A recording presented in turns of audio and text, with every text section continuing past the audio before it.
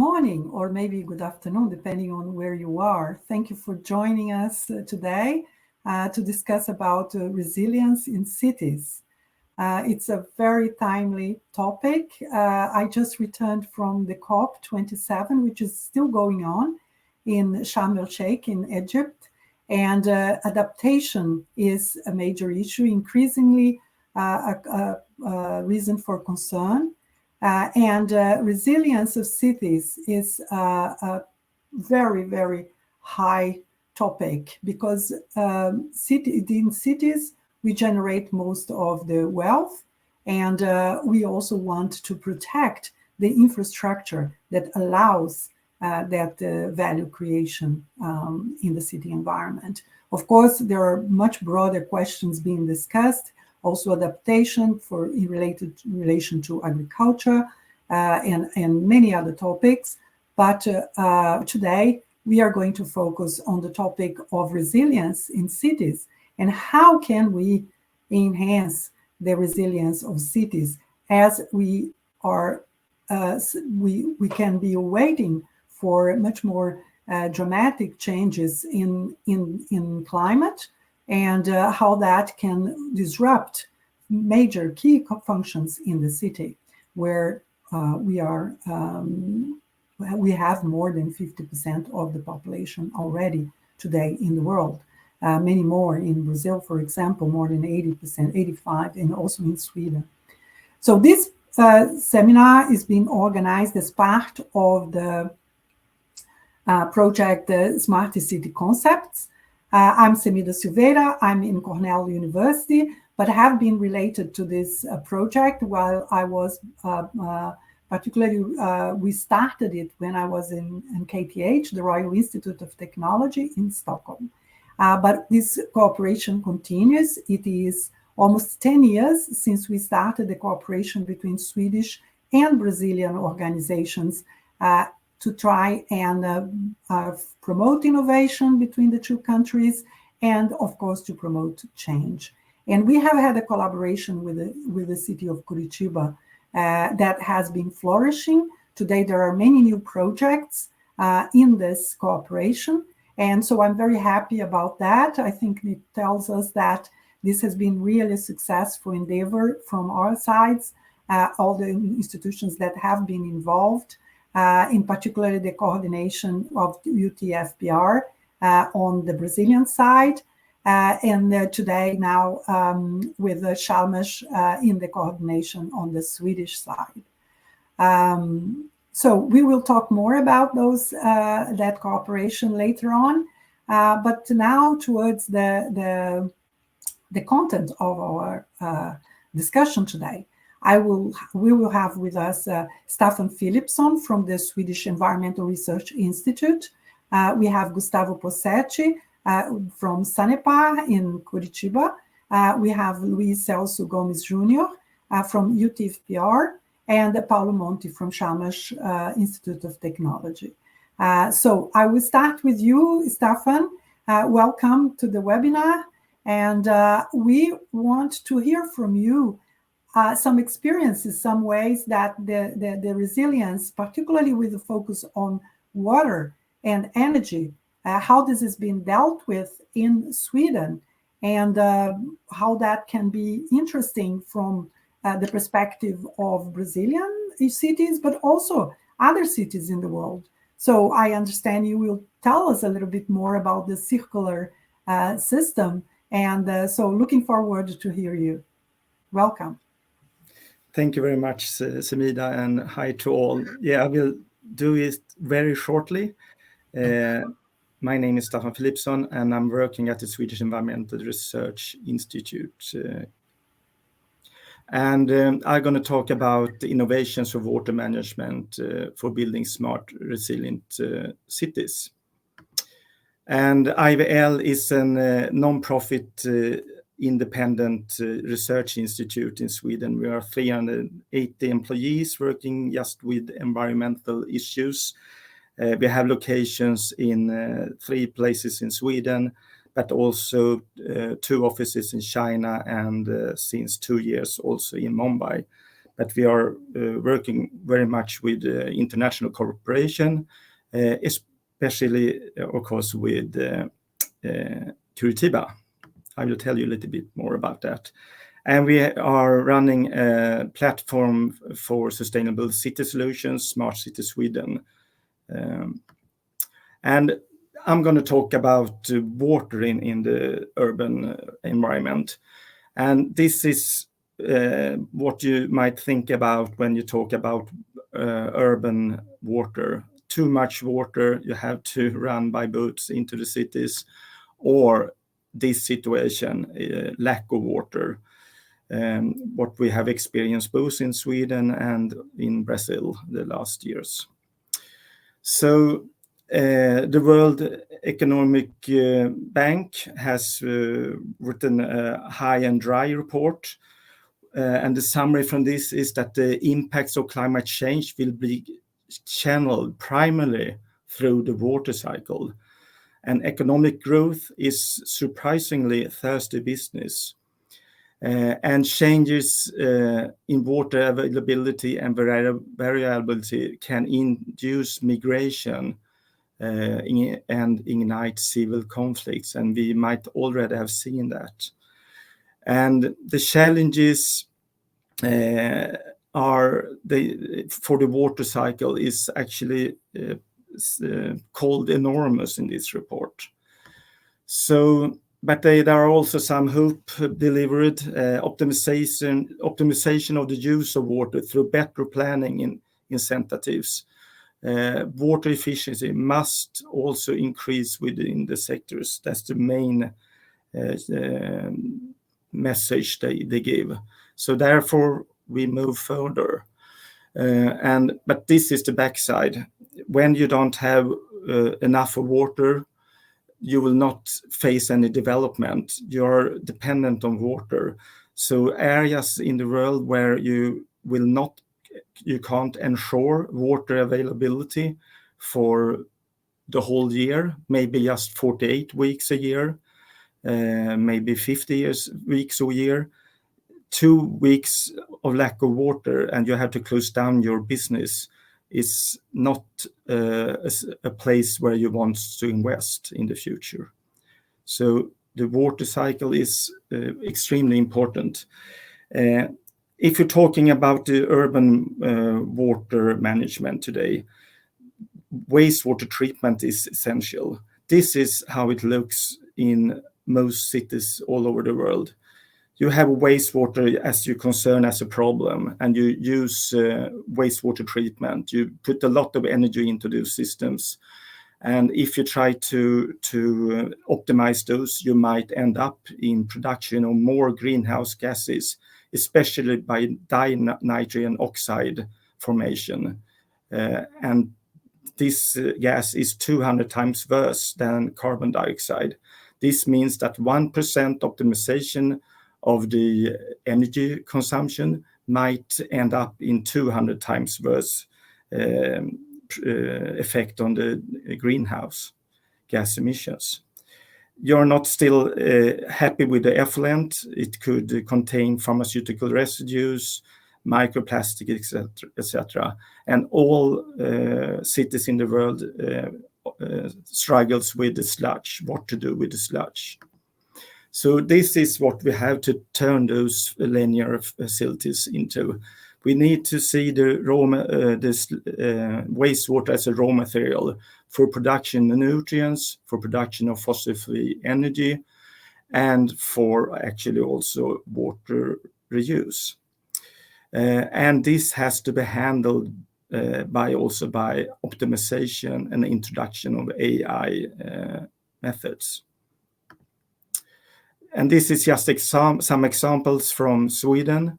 Here we have, together with the municipality in Sweden, built a full-scale plant for removal of pharmaceutical residues. And that water quality was that good that it also could be reused, this water. And this is in full scale for 6,000 cubic meters a day. And the price for this water was $0.1 per cubic meter. And that's quite cheap actually, for both treating the water to very good quality, but also be able to reuse this water. You could compare these figures with desalination, for example. Please do that. Also, there might be an emotional resistance for recovery of wastewater. Therefore, we together with Carlsberg, Sweden, and Carnegie Brewery, we treated water from our demonstration plant with MBR technology, ultrafiltration technology, and put on the top reverse osmosis and activated carbon and zeolite. And that water we used to brew this purest beer that was sold in the Swedish Systembolaget during the summer of 2018. This is also very important to convince people that you could reuse water. Regarding fossil-free energy, in Sweden, we are running 233 wastewater treatment plants that produce biogas. And just in Stockholm, we run 300 buses and more than 15,000 cars on this biogas. This is a very efficient way to reduce the carbon emissions from a city and take care of the sludge from wastewater treatment plants. And together with Sanepar and Gustavo, and we run a project together financed by Embrapi and Senai and Swedish Vinnova. Here we are focusing on how to recover nutrients from wastewater treatment. This is both fossil-free ammonia, but it's also fossil-free phosphates that you could recover from those. You have to learn how to do this. And this is a very good step forward, this collaboration with Sanepar in this and Sanai in this area. We are very happy for this project. And finally, to finalize my 8 minutes, this is just a very short example how you could work with optimization of those wastewater management for circular economy. This is where we use AI to listen on water inside the tank, and from that information we could extract information on the most important parameters for wastewater treatment, and then we could control the wastewater treatment that way. Next slide is how we combine with AI measurements the information from the sensors we already got, pH, temperature, flow, conductivity, etc. And by use of AI, we could extract information on the ammonia concentration, the phosphorus concentration, the organic concentrations, etc. This is very low-cost technology and very efficient to optimize your processes, to reduce the energy need and to reduce the emissions of carbon dioxide and etc. And this is the last slide. It's about how you could use also a new process where we use contact-free sensors to just look at the water by a sensor without contact with the water. And this is also a very efficient way and very low-cost way to take control over your water treatment systems. This is just some examples I try to give you to give some hope that we could actually move from linear processes to processes that will ensure the cities producing good future aspects. Thank you, Stefan. This was really very interesting, a very interesting, quick overview of how this could be done. And I'd like an immediate question to you here. By the way, for the audience, we will have a question and answer session at the end. But for now, Stefan, what are the key challenges to actually moving in this direction? We know that this is not yet the case everywhere. And in the Swedish case, we see that we have come a long way. I had a cooperation also with the water company in Stockholm, and actually not many years ago that they decided to hire an energy expert. You did mention the energy dimension here. So the focus was very much on the water, and now we kind of see that maybe it's not only water, it's energy, it's nutrients. So what are the key challenges to move in this direction? Okay, there are still many, but I think one key is to very often you have the actually those technologies, but you have to demonstrate them.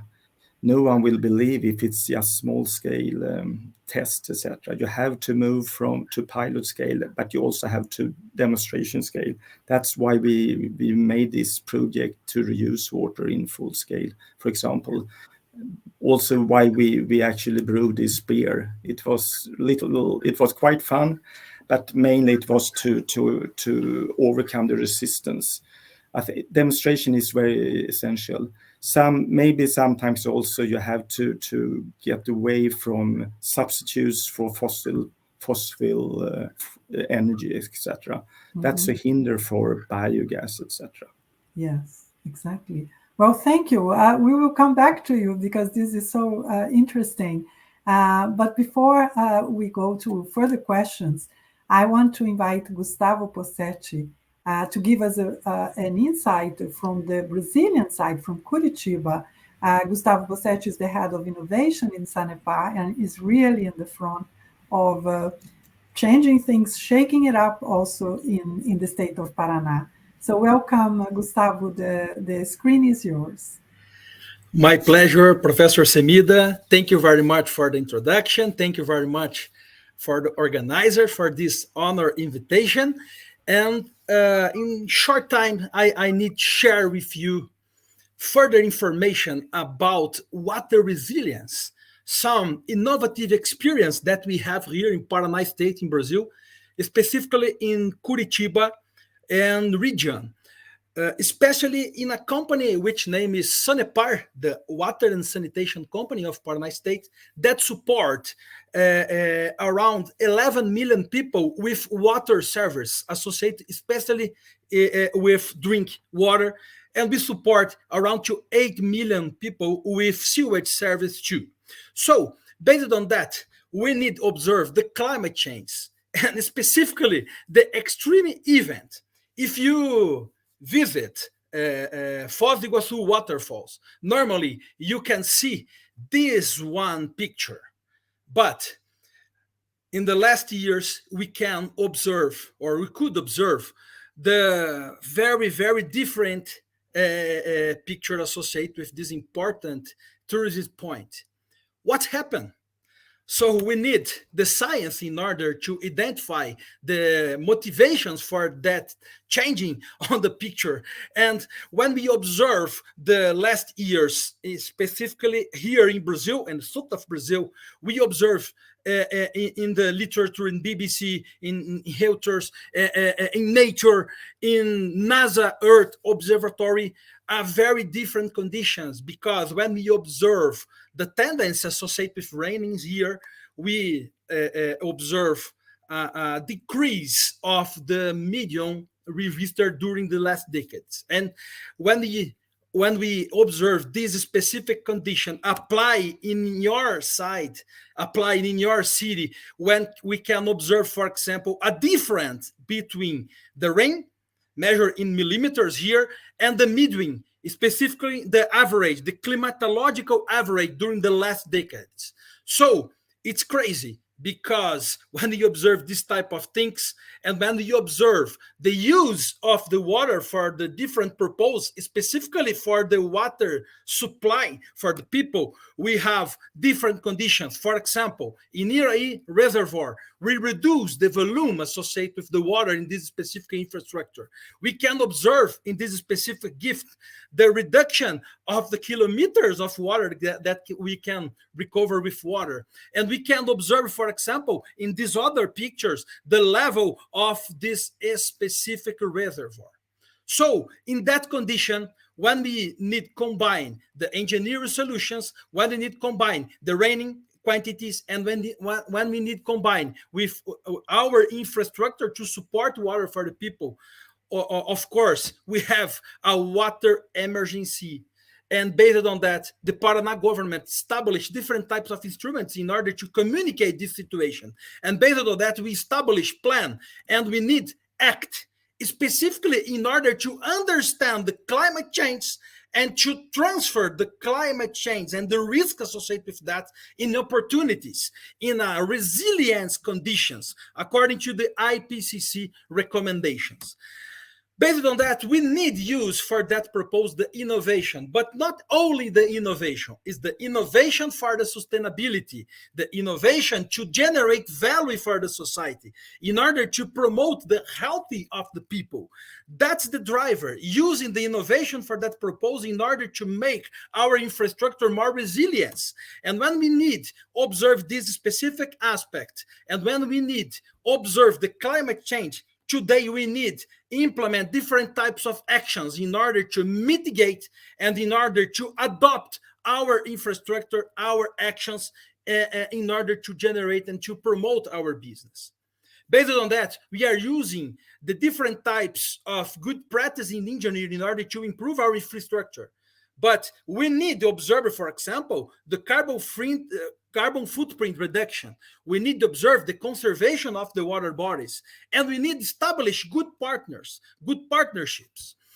So about the crisis that we observed here 2 years ago, when we have in our system around 20% of the our capacity in Curitiba and the region, we need to implement very fast different types of actions, including more than 20 implementations. Here, we use the traditional approach. For example, recycle water for the people. For example, make the transfer, the water of one watershed for other one. Improving the building that we have associated with other reservoirs. But here we need to use the innovation in order to obtain data, in order to analyze this data and establish a good prediction for the future in order to establish the best operational tasks. And here we activate new resource of water. For example, here, according to the Brazilian site, we know that we need, for example, use the water that we have in stones, in caves, in order to take in water from stones. But we use, in the other side, a new perspective associated with making it rain. When, for example, we use the seeding cloud, using potable water for that purpose. And based on that, for example, we can induce more than 2 billion liters of water in our watersheds to contribute for the supply of the people. Of course, when we combine all this situation from the stone to the making the rain, we need to involve the society. We establish specific programs in order to involve the society in this process. And the society contribute a lot, reducing and using in a rational way the water daily. So based on that, today we have a new target associated with that. Skip this specific target for the future, because based on that, we can preserve the water and we can support very well the service for the society. All these lessons learned, we involved us in a new approach. Understand not only the actions, but what can you do in order to avoid the effects associated with that in the future, and how can do that in order to connect this approach with our business, in order to transfer in a money this type of things.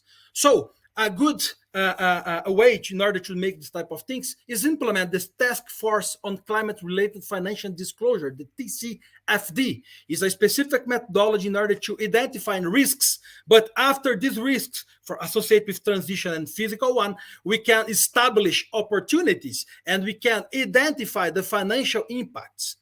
We implement this method here with an important group, the IFC team for World Bank Group, and establish the guidelines for our plan associated with adaptive mitigation and adaptation for climate change. So when you observe this specific plan, of course, we need to observe the greenhouse gas emissions at Sanepar. And here, keep in mind, we have around 1,000 tons of CO2 equivalents year by year. So based on that, we need to establish different types of approach in order to reduce this specific carbon footprint. And based on that, we need to observe, for example, the energy efficiency approach. Sanepar has different types of motors distributed in Paraná states. And we need, for example, use these motors and pumps in order to distribute water. And we can implement in a more efficient way this specific practice in order to reduce costs, in order to reduce the electricity consumption, and in order to reduce the impact associated with indirect emissions. But we can observe the renewable energy approach, for example, using the gravity in order to generate electricity that we have here is a species of pump operate as a turbine. We can install, for example, PV solar panels in our reservoirs in a floating systems. We can use, for example, the biogas. Here, for example, we have more than 200 anaerobic sewage treatment plants producing day by day biogas, more than 6 million cubic meters of biogas per year. And we can use this biogas in order to produce electricity, in order to produce heat, in order to produce methane or biomethane, CO2, and more recently, we are understand the way and the mechanism to produce hydrogen based on the biogas. So the circular economy that Professor Stefan told us is extremely important in this case, associated with the sludge, associated with the sewage, because we have nutrients and we can recover not only nutrients, but energy in an important topic for that. Sanepar has a lot of experience in this specific practice. And today we have, for example, a sludge dryer operating or in a pre-operating stage here next to Curitiba in Atubaçu plant, operating more than 5,000 kilos of humid sludge day by day. Okay, in order to conclude, I think extremely important to share with you some perspectives associated with the cooperations, with the partnerships. And for that, we establish a good cooperation between sanitation and water and sanitation company as Sanepar, an important center to R&D investigations, the PTI, and an important industry in electricity sector, Itaipu. And based on that, we establish a smart territorial management in order to promote the energy and the water security for the people next to the Itaipu building. It's a good and very interesting way in order to promote the resilience for all, in order to promote the good sanitary conditions, in order to promote energy for all. So, to conclude, next to Curitiba, we are observing the solutions based on nature in order to promote the resilience for all. We can build new reservoirs, but we can use the nature infrastructure next to the rivers. Here we have a good and very interesting project around more than 150 kilometers in order to reservoir water, in order to clean water during the Iguaçu River.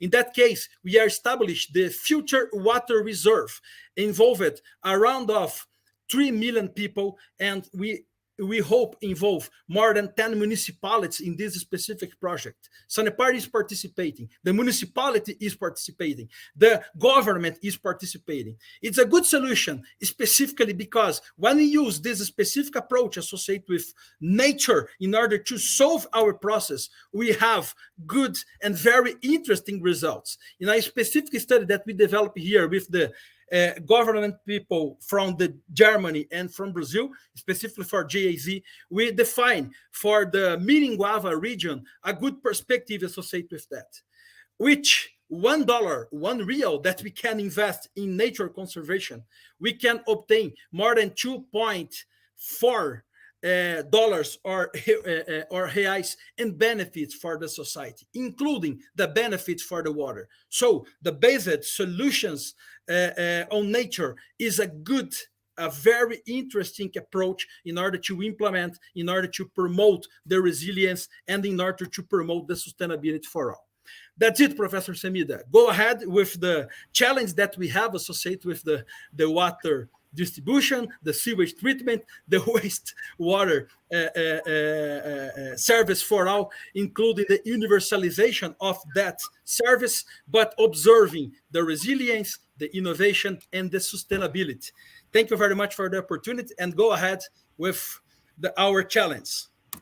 Thank you very much, Gustavo. This was really interesting. I love the way you show the importance of connecting the natural systems with the technical systems, human systems. So we cannot solve it just in the same way in terms of exploring or exploiting the resources that we have, but we have to work closely with nature to make sure that we have a resilient system and we have a sustainable system. I also liked the link you made with how this threat of climate change is pushing for innovation, and not least also making sure that this transformation is done together with the preoccupation of guaranteeing water and energy accessibility.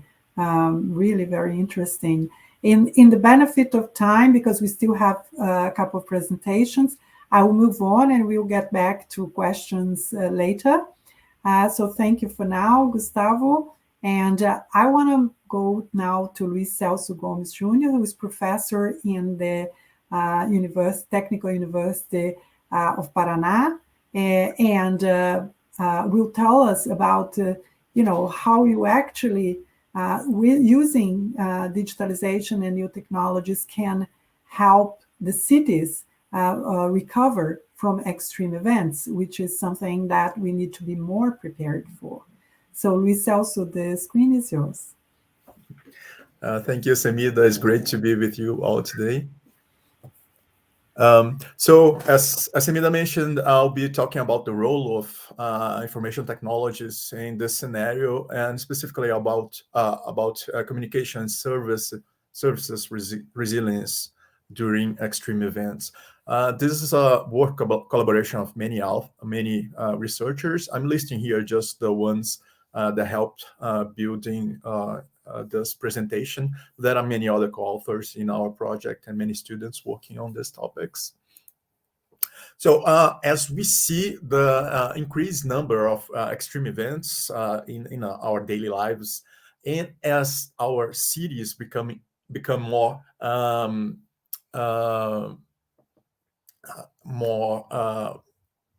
reliant on information services, we need to respond to those events in a faster way, and we need to minimize the disruption of those services. And we see that this question as an interconnected problem. We need to have ways to detect in a timely manner the extreme events. We also have to communicate and also react in terms of restructuring the infrastructure of the city to respond to those events.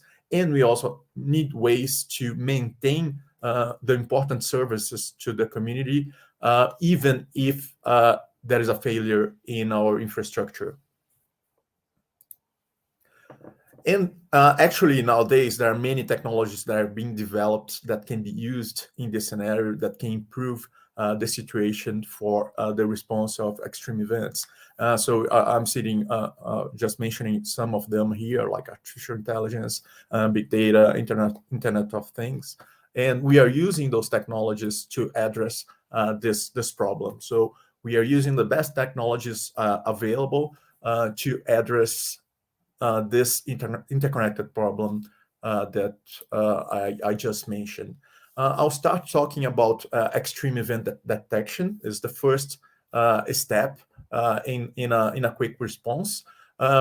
And when we talk about extreme events, of course, there are many different types of events.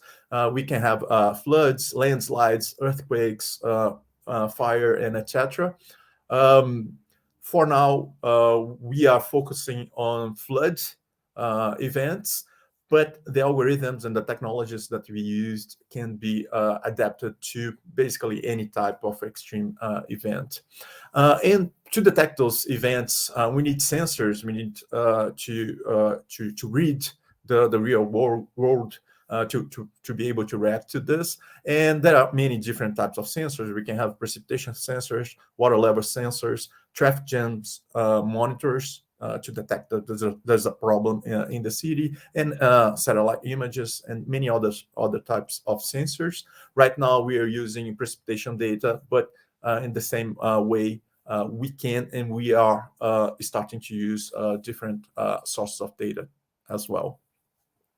When we detect to detect floods, we have developed machine learning or artificial intelligence algorithm that uses public data that we got from public institutions.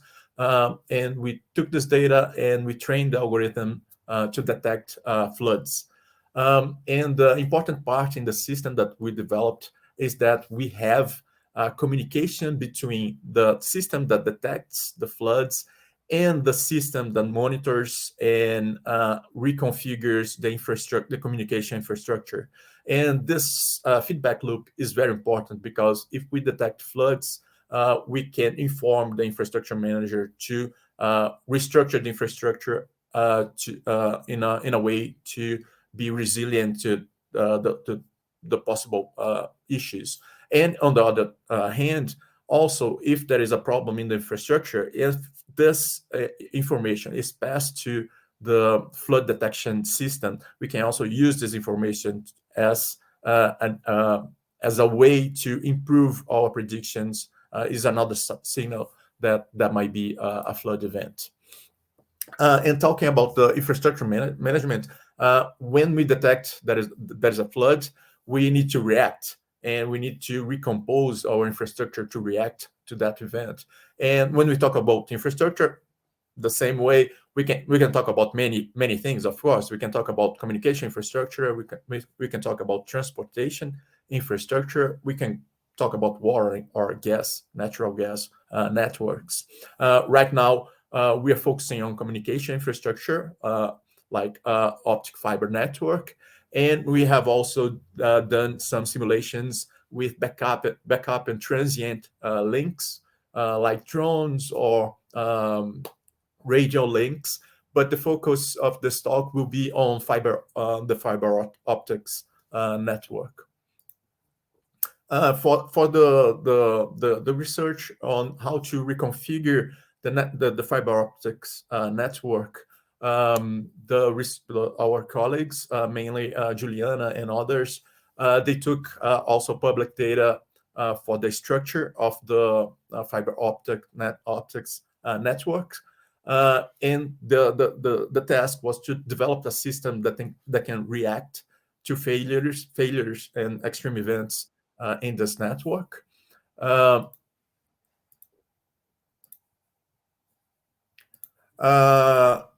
And they need to find alternative paths inside the network to respond to these events, and to find the best way to reconfigure the network. The system needs to think about a very important topic, which is cascading failures. Because if you have a given failure in your network, and this failure will overload other nodes in the network. And if you just let the traffic go through a node that's overloaded, you can cause another failure. And this goes on, and it can cause cascading failures. So the goal of the research was to avoid those cascading failures. So they developed an algorithm that can find best paths for routing the information based on the likelihood that a given node could be part of a cascading failure. And the simulations showed that the proposed system can lower the expected capacity loss. The proposed system is the orange lines, and it can also reduce the costs associated with the losses in such an extreme event. And lastly, I will talk very briefly the last part of the trinity that the way we are dealing with the problem is that if you have a failure, we need to, even in the presence of this failure, we need to maintain important servers for the population. So we need a way to react to failures in the communication network to preserve important servers like health services. I'm not going into details about this because this was covered in the last webinar, but we are using technologies such as blockchain and fog computing to provide resilience to those important services like health services, even if there is a failure in the network and the portion that's providing the services is isolated from the rest of the network. So this is also a very important topic in our group. So in conclusion, we need adequate response to those extreme events that are becoming more and more common in our current scenario. And there are actually many technologies that we can employ to address and to help improve our response time. And we think that the integration of the different aspects of the problem under an unified framework can provide more efficient and cohesive solution to this problems. Thank you. Thank you. Thank you very much, Luis Celso. I think your presentation really gives us another angle to see this aspect of increasing resilience, which is the infrastructure, the digital and the information and technology that you need actually to enhance preparedness to address these extreme events. Also again, in favor of time, we are running a little bit late on your time schedule here. We'll get back to that, and as we put together questions from the audience. Thank you very much. And now, finally, I want to invite Professor Paulo Monti from Chalmers Technology University, who has been one of the co-leaders of the project on the Swedish side, to tell us a little bit about how this have to do with this cooperation and the Smart City Concepts project. We have addressed the energy, transport, digitalization, many different things, and this time we focused on the issue of water, which really tells us about all these connections. But we would like you to then show us how the project has actually enhanced the knowledge and understanding about these topics. The screen is yours. Okay. Thanks a lot, Semida, for the nice introduction, and it's really a pleasure to be here to talk about this project that has been now running for 2 years and some time. So the project is called Smart City Concept in Curitiba, Low Carbon Transport and Mobility in a Digital Society. The title might be a little bit deceiving in the sense that actually transport and mobility are not the only thing that we deal with in the project, as you will see in a little bit. But we try to tackle the challenges of smart cities in a broader sense, I would say. And the project brings together I'll say a quite large number of partners, both from Sweden. You have Chalmers, you have KTH, Sweco, Sustainable Vision, and Vinnova, that is our innovation agency that actually is sponsoring the project from the Swedish side. And we also have quite a number of partners also on the Brazilian side. So UTFPR, you already heard Celso talking about some of the results that we got. Epoch, URBS, Hexagon. CIS is also involved in this initiative. So, we were able to put together quite I would say, an interesting group of people. So what is the project about? Let me just, okay, I need to click here. So, well, as the title might suggest, the overall idea is planning for smart mobility in a digital society. And let's say the main philosophy behind this project is that when you want to tackle such a, let's say, quite complex objective, you need to, the best way to do it is probably to tackle it from different perspectives, right? So we are actually then putting together experts not only from mobility, but also other areas that are important to address these challenges. So of course we look into innovative solution for transport of people and goods, but also we want to understand also how these maybe new smart services can help to improve the efficiency of the services in a municipality, in a city.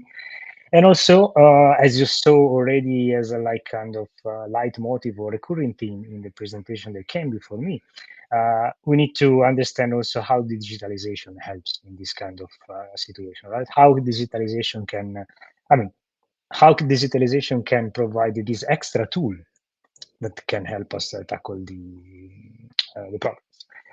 So how the project works, I will keep very briefly. This is the only, let's say, slide that I have describing, maybe the technical activities of the project.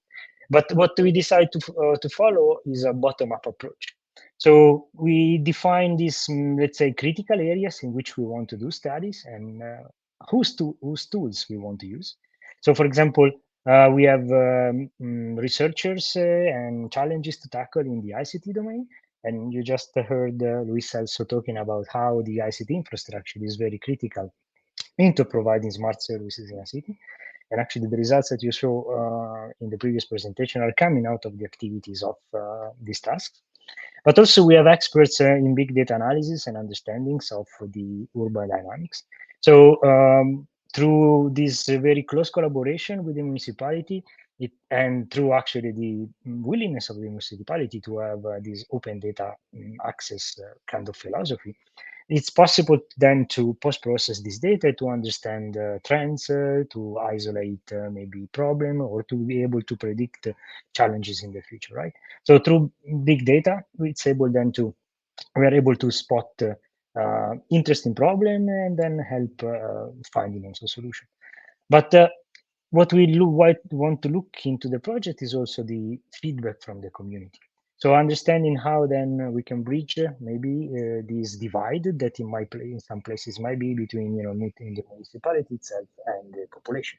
So trying to understand maybe new and different ways of feedback that comes from the citizen towards the municipality.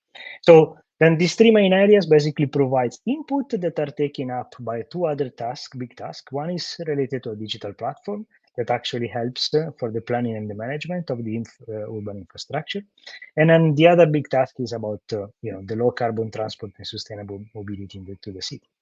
So then we have the ICT part, the big data part, the governance part to provide the input. These two tasks process this data, and actually the respective output will eventually help us produce some kind of guidelines that will be the final result of the project, guidelines that will be about planning smart mobility in a digital society.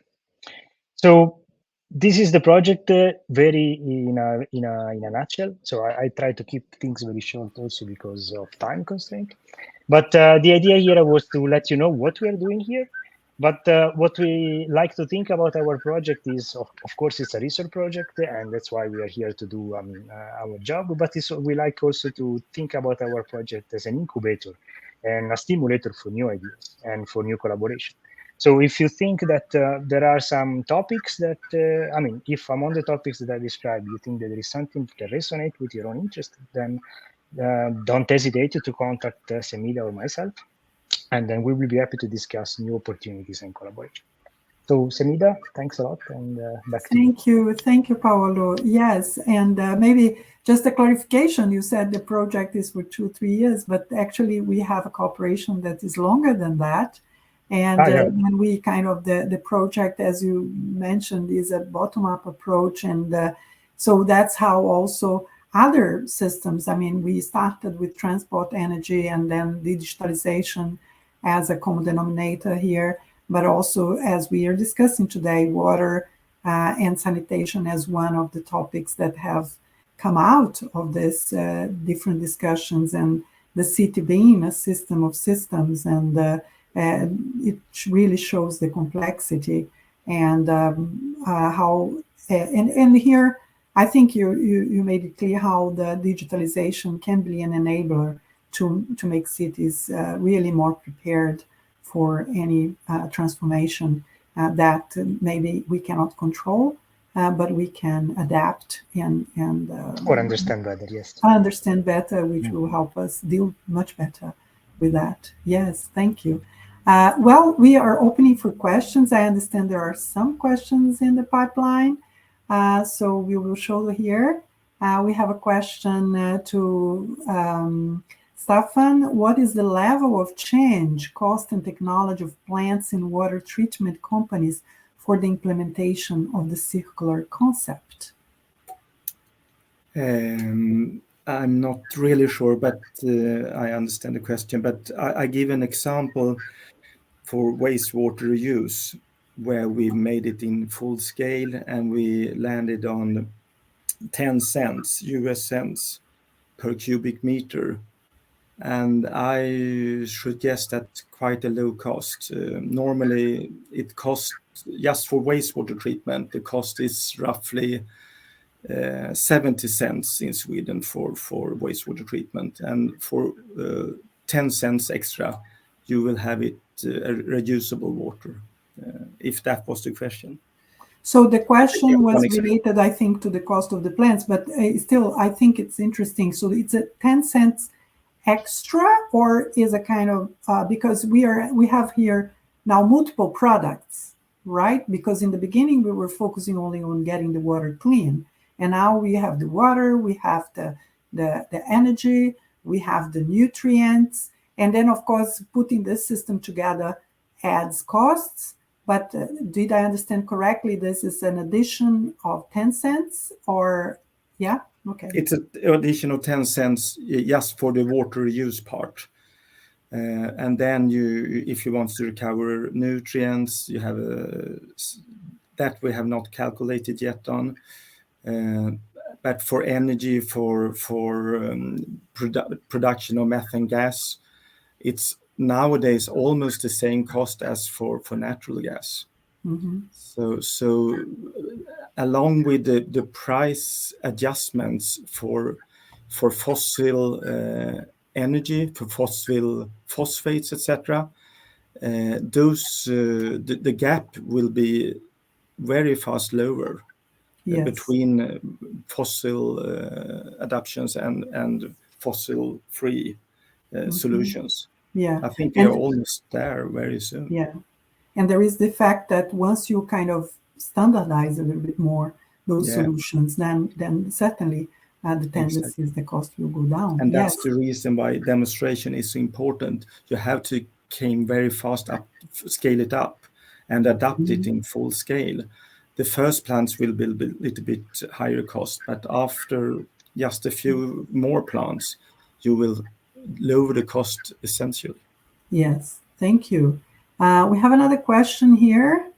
Maybe I can see in the screen. Yes. Considering the entire structure of cities, where should we act first to build more resilient cities? especially considering limited financial resources? Where should we allocate our efforts first? I think that's a question for everybody. So it's a big question, but so how will we prioritize?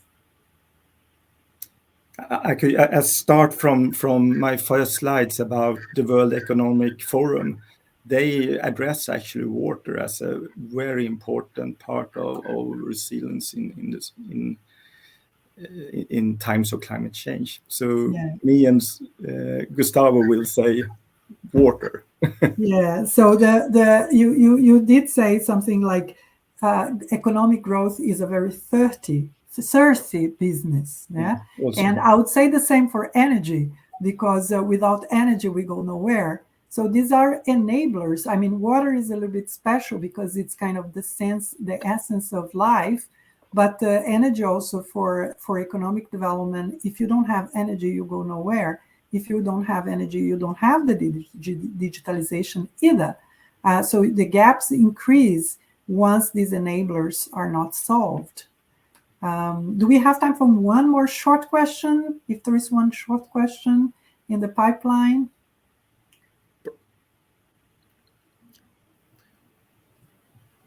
No?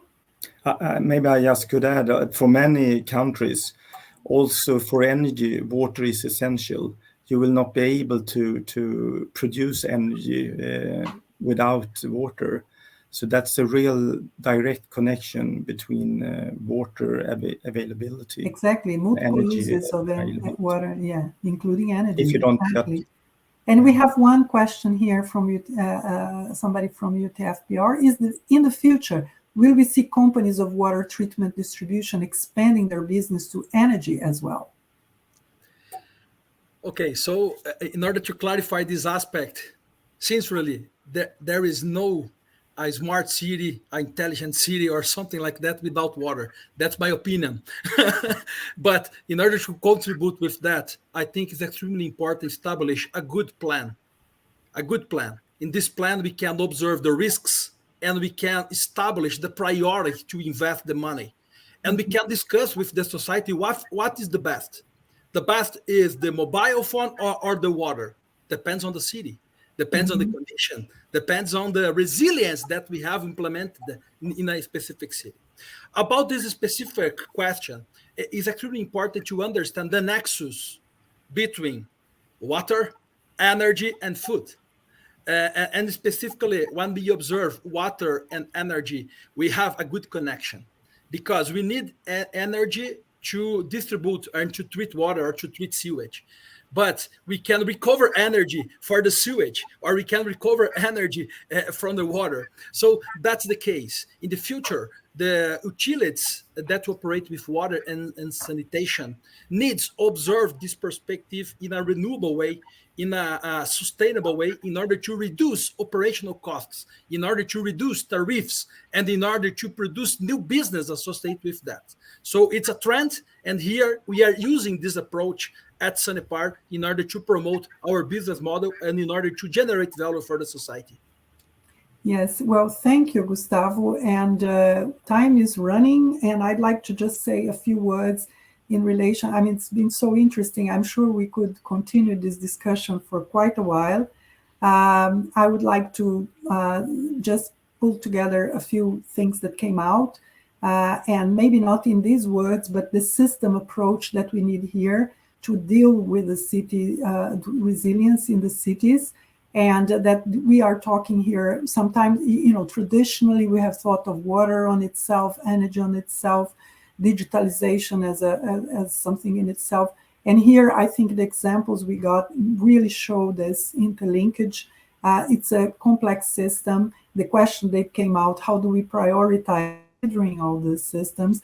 And I think, Gustavo, you put it very well. We have to have a plan, and the question is different depending on where you are because of the immediate priorities. But at the same time, there are some common denominators, water, energy, digitalization being important things for a smart city and for a resilient city.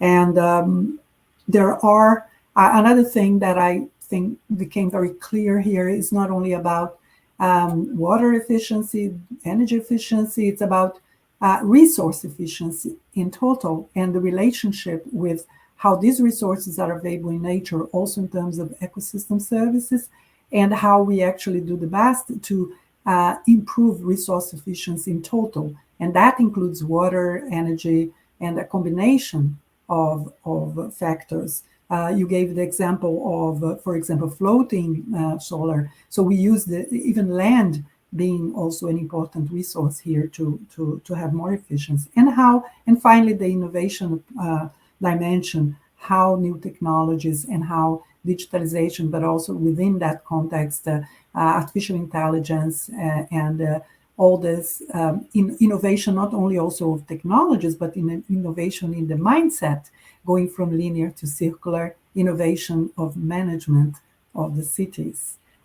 So with that, I'd like to thank you all for joining us here, both the panelists and also the audience, and looking forward to continue this dialogue with you through the projects and also in other contexts. Thank you very much.